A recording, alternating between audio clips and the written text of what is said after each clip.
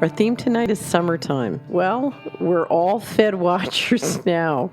Good evening. Welcome to the Solari Report. I'm Catherine Austin Fitz, and I'm delighted you could join me this evening.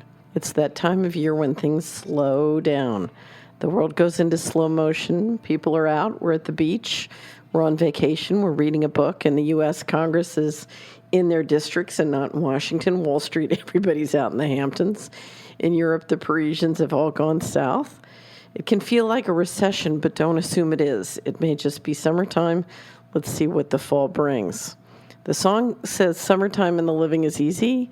I'm hoping you're taking some easy time these days. We've had several years of quantitative easing, and literally we're watching the entire global financial and commodities markets organize and trade off every word from the Fed. Things got much more Fed-watchy in June with the taper tantrums we've talked about.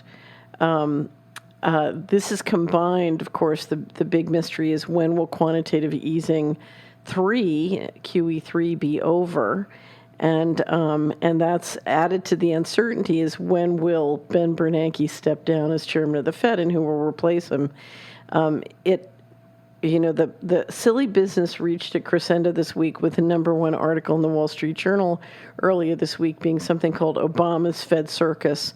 And the politicking over Ben's replacement really had reached a level of sort of political circus. Lots of people clearly lobbying for Lawrence Summers, the former head of Treasury, and if you look at Summers' role with engineering the housing bubble or the $4 trillion missing from the federal government or the suppression of the gold price, the thought of Larry Summers being the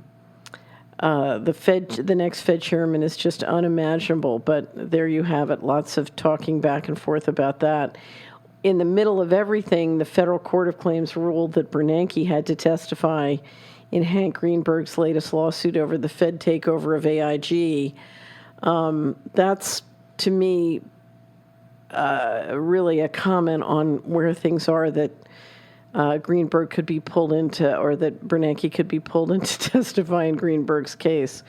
But what it means is that the tensions in Washington over this particular appointment and what the Fed does is reaching a new level of tension. And so we have on Wednesday the Federal Open Market Committee meeting for 2 hours and announcing, yes, they will continue $85 billion of purchases every month. As you know, my theory is that they've pretty much pulled in the fraudulent paper, and now it's really a question of when the markets can tolerate bringing the paper in.